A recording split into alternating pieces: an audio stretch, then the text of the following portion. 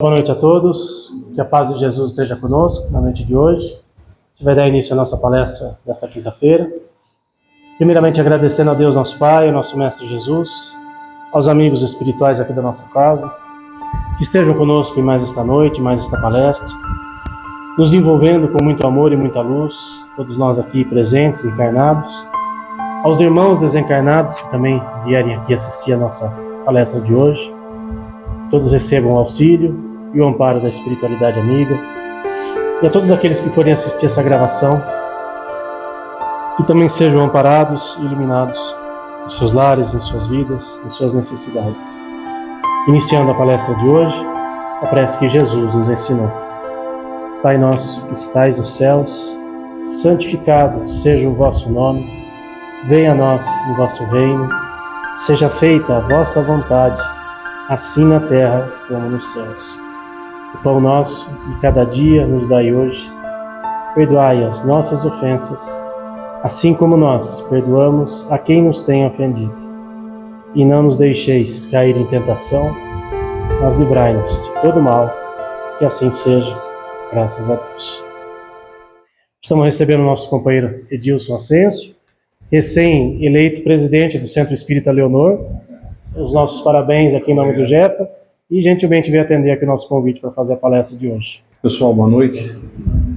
Queria agradecer imensamente o Wilson, o convite, a oportunidade de estar aqui mais uma vez, para que a gente possa falar alguns minutos sobre a doutrina espírita, né? Que é o que nós nos propomos a fazer. Pessoal, a doutrina espírita, ela tem um tríplice aspecto. Ela tem um aspecto religioso, baseado nos ensinamentos de Jesus.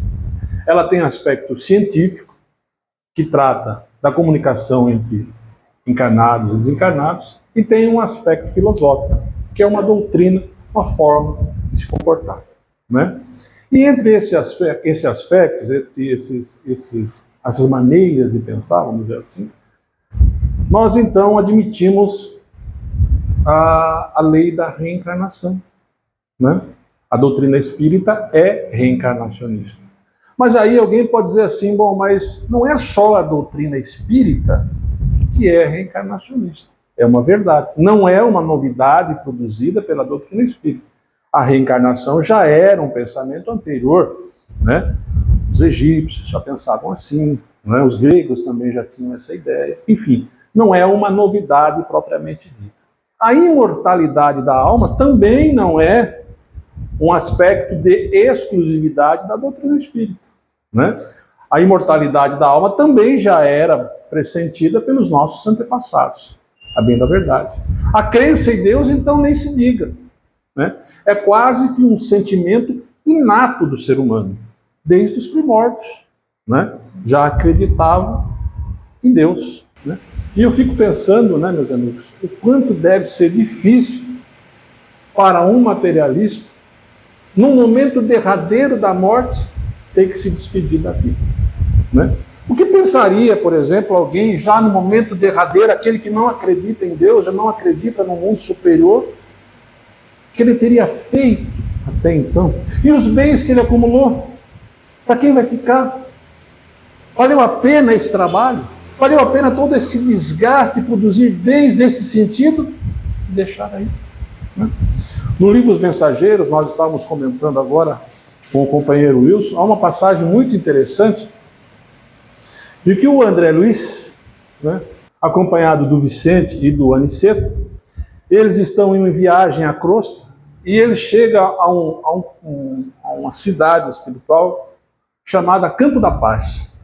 E quando eles chegam nessa cidade, é um certo espanto desses espíritos, porque quando eles chegam lá, eles encontram, entre outras situações, um pavilhão enorme. Um pavilhão de praticamente 3 quilômetros de extensão, explica o André Luiz. Olha, era um pavilhão imenso, tinha uma abertura em cima, etc. e tal, e ali existiam quase 2.000 espíritos dormindo. E isso impressionou muito o André Luiz. Em que situação estavam aqueles companheiros ali? Num estado de sono cadavérico, ele fala, né? E aí então o benfeitor explica, André, esses que estão dormindo agora, é porque quando estavam encarnados, acreditavam que após a morte nada existia. Ou então um pensamento que morrendo ficaria dormindo. E eles se encontram nessa situação até um despertar mais adiante, né? Então eu fico pensando, meus amigos, o quanto seria difícil imaginar não haver um mundo superior, né? O quanto seria difícil imaginar que morreu, acabou. Recentemente agora, no mês de novembro, estamos terminando hoje, a minha mãe, que não é espírita, é católica, me fez um convite, vamos ali no cemitério aqui, no cemitério da Saudade, e nós viemos aqui, e diante do túmulo do meu pai, da minha família, fiquei pensando, se Deus é amor, tudo poderia se acabar aqui?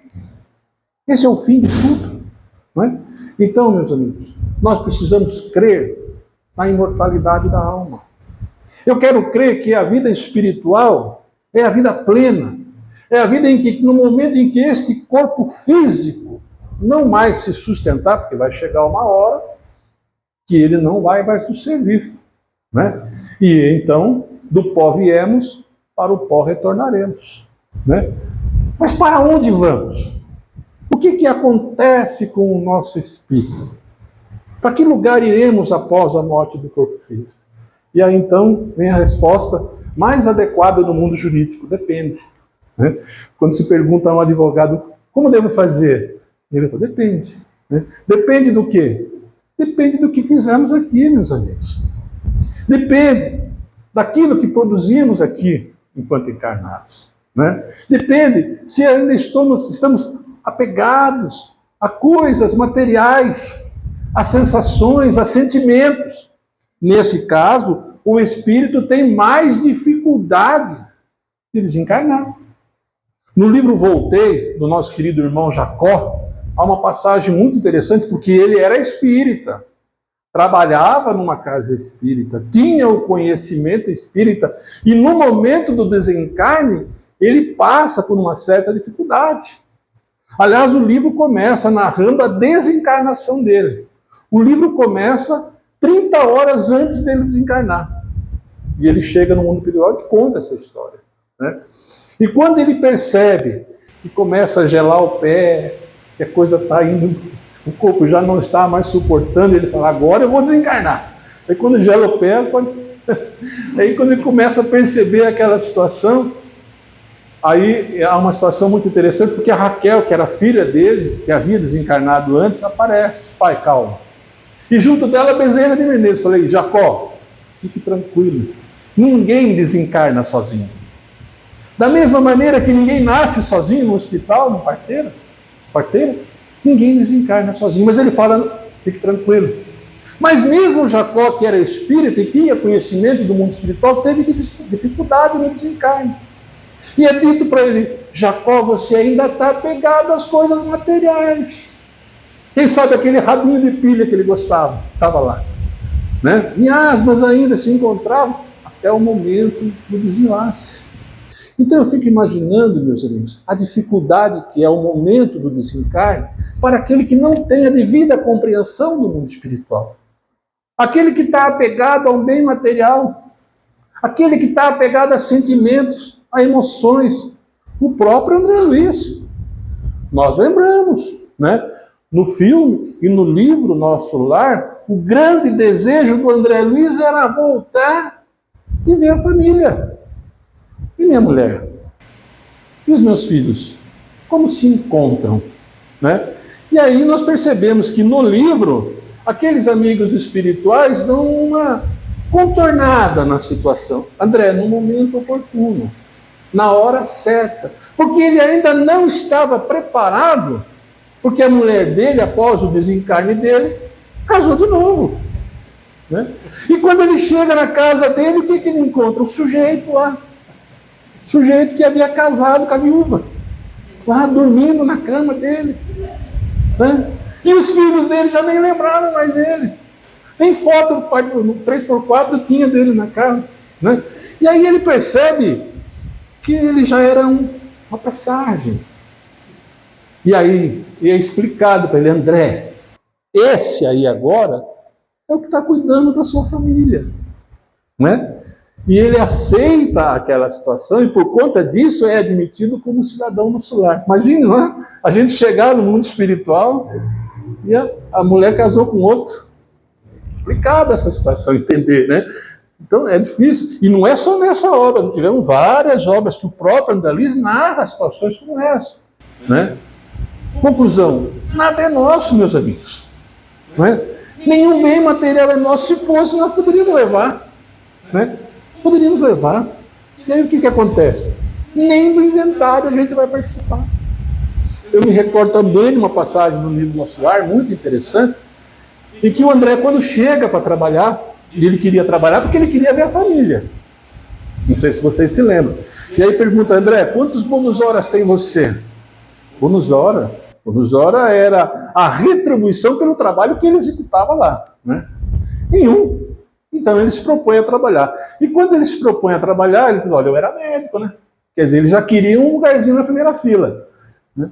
Ele queria trabalhar como médico. Falou, médico aqui, a medicina é outra, André. A medicina aqui é do amor, da caridade. Diferente daquela lá na Terra, né? E ele chega e se apresenta para o trabalho, chega na enfermaria e é um sujeito que está lá agitado, desencarnado.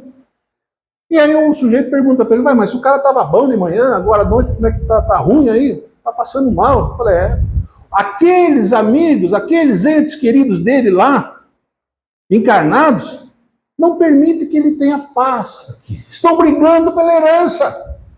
Isso está afetando o espírito desencarnado. E aí ele explica, passagem de Jesus, deixe que os mortos enterrem seus mortos. Então, meus amigos, nós precisamos compreender, e esse é um grande ensinamento que a doutrina espírita nos traz, é que vai chegar um determinado momento que nós vamos encarnar. Alguém tem dúvida? Vamos morrer, né? E aí, não vamos levar nada daquilo que amealhamos, a não ser aquilo que nós conquistamos dentro da nossa evolução moral e dentro da nossa evolução intelectual.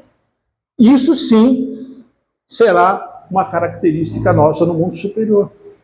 No livro E a Vida Continua, uma passagem muito interessante em que o sujeito chega nessa condição de desencarnado e é explicado para ele, amigo, aqui não tem doutor, aqui não tem professor, aqui todos somos iguais. Ou seja, os nossos títulos ficaram lá. Aqui nós somos o que somos efetivamente. Aliás, esse é o ensinamento básico de Jesus. Humildade, né? Então, quando chegamos no mundo espiritual e entendemos que o mundo espiritual está vinculado ao nosso, né? Aliás, Chico falava isso, que o mundo espiritual começa quando termina a ponta do nosso dedo, ou seja, nós estamos aqui envolvidos. O Livro dos Espíritos fala isso. Fala de uma nuvem de testemunhas. Aliás, Paulo, na carta aos Hebreus, também já falava isso. Estamos envolvidos numa nuvem de testemunhas. E nós atraímos esses espíritos na mesma condição vibratória que a nossa. Ou seja, pelo nosso pensamento, pelo nosso comportamento, pelos nossos atos, atraímos espíritos nessa condição. E maiormente vemos nos trabalhos mediúnicos muitos espíritos que estão lá, ainda vinculados àqueles que se dizem vítimas. E agora se tornam verdugos. Vemos normalmente espíritos dizendo, olha, você não sabe o que ele fez. E esse palestrante que está falando aí, na encarnação passada, sabe o que ele fez? Né? O que será que nós fizemos nas encarnações anteriores? Né? E aí, no mundo espiritual, há a cobrança. A cobrança, o sujeito quer se vingar. Esse livro que eu trago aqui para nós falarmos um pouquinho hoje, meus amigos, é muito interessante, que é um livro chamado Aconteceu na Casa Espírita. O Wilson deve conhecer bem, esse livro já até falou sobre ele. O Aconteceu na Casa Espírita é um relato muito interessante, que é um ataque espiritual a uma casa espírita. Vejam só. Se acontece junto a uma casa espírita que tem proteção espiritual, imagine conosco. E nesse livro em especial, uma falange de espíritos querem destruir a casa. Porque aquela casa tem trazido benefícios e resgatado companheiros que poderiam servi-los. Então o que acontece? Eles planejam um ataque espiritual. E esse ataque ocorre contra quem? contra os trabalhadores. Os trabalhadores, aqueles mais vulneráveis, vão ser atacados, para que não compareçam ao serviço comprometido, não é? Para que deixem de frequentar a casa, para que a casa não tenha êxito. E é muito interessante porque ele narra várias situações, e uma delas ataca especialmente a uma senhora que é responsável pelo atendimento fraterno. Né? É uma senhora ilibada, conduta correta, né? E aqueles amigos percebem que vai ser difícil convencê-la. E aí atacam o marido dela. O marido que está em casa, para que ela não vá ao trabalho espírita. Então vejam, muitas vezes esse ataque espiritual pode acontecer dentro do nosso próprio lar, com pessoas ligadas a nós. Eu fico pensando que um ataque a um filho, uma filha talvez, seja muito mais agressivo, pelo menos a mim parece, do que se fosse a mim mesmo. Né? Ver um filho, uma filha sofrendo, quanto isso me traria mal, ou faria mal. Né? E nesse caso específico é muito interessante, porque essa senhora, né, que tem conduta ilibada, que tem conduta correta, o ataque é no marido dela, né, que é inclusive evangélico. E aí o que acontece? Quando ele vai no culto evangélico, e ele quer reformar a casa, ele quer melhorar de vida, isso não é errado, é certo, né? Ele quer melhorar, ele vai lá e fala, olha, se tem alguém aí que tem algum espírita, é isso que está dando problema aí. Porque aqueles amigos que estão lá já estão induzindo o próprio pastor a agir dessa forma. E é uma passagem muito interessante, porque os benfeitores espirituais esclarecem que em todo local há proteção, inclusive naquela casa evangélica. Ou seja, aqueles que estão indo lá com o firme propósito de se melhorar, independente do lugar, são amparados, são acolhidos. Não importa, né? No entanto, aquele sujeito, ele queria criar situações de aumentar o ganho financeiro, né? Ele não estava imbuído numa melhora interior, que é o que nós dissemos enquanto espíritos. O convite que nós recebemos quando nós chegamos aqui é a nossa melhora interior. É nós nos melhorarmos, né? E aí o que acontece? Ele começa a imaginar que o problema é a mulher em uma casa espírita e não deixa que ela vá. Ou seja, começa a interceder na atitude dela. E isso muitas vezes acontece na nossa casa. Se acontece numa casa espírita, imagine na nossa. É por isso, meus amigos, que nós temos que ter o pensamento elevado a Deus, a Jesus, aos nossos irmãos superiores. Porque se nós tivermos nossos pensamentos vinculados a situações, a emoções e a sentimentos negativos, nós vamos atrair esses espíritos, naturalmente. No livro Sexo e Destino, há uma passagem muito interessante. O sujeito chega em casa e tem dois espíritos que convivem com ele na mesma casa. Dois desencarnados. Ele está encarnado, mas tem dois desencarnados que moram com ele lá. E eles estão lá porque o camarada bebe. Né? Então, quando ele chega em casa, os espíritos que se encontram lá dizem, olha, vamos beber. Está na hora, meu irmão. Vamos tomar uma. Né? E aí ele recebe aquela intuição que não é dele, mas daquele espírito desencarnado que precisa beber. E não tendo bebida no mundo espiritual, eles recolhem aquele que bebe. E eles começam a induzir. Ele vai lá, pega um copinho, toma um uísque, etc. e tal. A alma está lagada. Aí o outro que está lá falou, pois eu também quero. E começa a dizer, não, eu também quero uma. E ele vai lá e toma um segundo gole. É muito interessante essa passagem, inclusive na internet tem um filmezinho chamado 2 gole para 3. O que nos faz pensar que é muito difícil aquele que está envolvido, por exemplo, no álcool ou nas drogas, sair dessa situação, porque também recebem um aspecto espiritual contrário. Ou seja, tem essa dificuldade. Às vezes ele recebe aquela intuição. E essa intuição, meus amigos, que é a interferência desses espíritos ainda num processo de evolução e nós encarnados. Né? Agora, essa interferência, ela se dá quando se permite que ela aconteça. Imaginem, Chico Xavier, nós estávamos falando dele agora, eu com o Wilson, a necessidade de se preservar a memória desse homem. Um camarada que, com todas as dificuldades que teve, nasceu lá em Pedro Leopoldo, em 1910, uma cidadezinha pequenina no interior de Minas, né? Com todas as dificuldades que ele possuía, dificuldades financeiras, dificuldades de saúde, dificuldades familiares, produziu uma obra tão extensa como a qual ele produziu mais de 400 livros, né? Todos psicografados, de espíritos superiores, mas o comportamento dele era reto. Quando nós olhamos para a obra, nós vemos a imensidão que ele é, mas quando nós olhamos para o Chico homem, nós vemos o quanto ele é formidável. Humildade, caridade, amor ao próximo, dedicação. E esse foi Chico Xavier. E nós estamos muito longe do Chico Xavier. Mas nós podemos melhorar. Nós podemos caminhar aos poucos. Porque se nós estamos aqui, meus amigos, e estamos recebendo as informações espíritas, é para a nossa melhora interior. É a possibilidade que nós estamos recebendo de nos melhorarmos. Eu cheguei a uma casa espírita há 10 anos atrás. E quando eu cheguei à casa espírita, eu, na verdade, eu não queria conhecer nada, eu só queria uma solução para o meu problema. Porque eu não estava entendendo por que eu estava passando por aquela dificuldade. Qual é o sentido desse sofrimento? Né? E aí vim compreender a necessidade da transformação pela dor.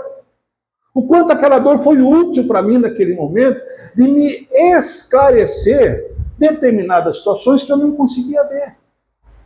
Né? E assim eu vejo muita gente chegar na casa espírita pedindo ajuda. Me ajuda, por favor. A ajuda se estabelece, mas a transformação está dentro de cada um. Porque se eu não quiser mudar, não adianta. Eu posso receber o analgésico naquele momento, mas o antibiótico está dentro de mim. É a minha mudança. É a minha mudança interior. A mudança dos meus pensamentos, a mudança dos meus atos. Não é? Para que eu possa também atrair espíritos nessa mesma situação vibratória. E aí, meus amigos, eu peço aos senhores e às senhoras repensar sobre isso. O que é que nós estamos fazendo aqui? Qual é o sentido dessa encarnação? Né? Por que nós estamos aqui? Por que nós estamos nessa família? Né? Por que nós temos dificuldades nessa família? Todos têm. Eu tenho. Tenho 2 lá, por falta de um. Se quiser trocar, eu troco. Né? E aí, esses dias o meu filho mesmo foi lá no centro. Falou, graças a Deus, olha aí. Veio, né? Tanto que eu insisti para ele, mas na hora certa ele veio. Tá bom, filho? Aí legal, beleza. Então eu digo o momento certo, o momento oportuno. Não é? Ou seja, são espíritos que muitas vezes, pensando na reencarnação, em determinadas situações, foram desafetos. E agora estão conosco, para que nós possamos nos ajudar mutuamente. Não é? Esse é o processo, meus amigos. Nós estamos aqui numa escola, literalmente, para aprender. E ao final, as provas. Né? E será que nós vamos sair bem nas provas? Será que quando nós chegarmos no mundo espiritual, né, nós vamos poder olhar para nós mesmos e dizer, olha, fui um pouquinho melhor. Poderia ter sido mais, mas cumpri parte da minha missão. Aliás, o André Luiz, ele tem uma passagem muito interessante, 2 muito interessantes nesse sentido, que ele trata disso no departamento de reencarnação lá dos missionários, né, que é a situação em que ele faz uma sugestão para a pessoa que está para reencarnar. Ele fala, olha, vá e volte como completista. Complete a sua missão. Faça o que se propôs a fazer. Né? Chegue aqui como um completista. E lá nos mensageiros, ele usa uma outra situação. Os desculpistas. Os desculpistas são aqueles que assumiram no mundo espiritual compromissos, em especial em relação à mediunidade, chegam aqui e argumentam uma desculpa para não fazer. Nossa, mas hoje tem jogo do Corinthians. Nossa, quinta-feira. Hoje não dá para mim ir no centro. Hoje eu não posso fazer. Disciplina, meus amigos. Compromisso. É isso que se pede. Não é? Não vamos a lugar nenhum sem disciplina. Não é? E ninguém está pedindo santidade, não. Mas se nós assumimos aquele compromisso, vamos dar sequência a ele. Vamos fazendo um pouquinho daquilo. Nós vemos o trabalho extraordinário que essa casa faz, vinculada aos animais, que eu costumo divulgar. Né? Se manter firme nessa situação. Ou seja, é um trabalho absolutamente interessante. Talvez nesse momento ainda não seja reconhecido da forma como deva ser, mas certamente é um trabalho dedicado ao bem e à caridade. E quando chega lá, Wilson, parabéns aí, ó. Você fez a sua parte lá. Começou um trabalho. Né? E é isso, meus amigos, que nós temos que fazer com nós mesmos. Começar a melhorar, entender melhor, tratar com gentileza, com educação, não é? As pessoas, principalmente aquelas que estão conosco, que é difícil, gente. Gente, como é difícil tratar com as pessoas que estão ao nosso lado. É complicadíssimo. É mais fácil tratar com os de fora do que os da gente. André também já falava isso. Deve se tratar de casa como se trata uma visita. Ele falava isso. Né? Porque, na verdade, é no lar que está a nossa verdadeira retificação. Nos Mensageiros ele fala uma coisa extraordinária, que ele diz, olha, o homem pode construir edifícios, pode construir pontes, monumentos, mas se não edificar o lar, não constitui a felicidade plena. Né?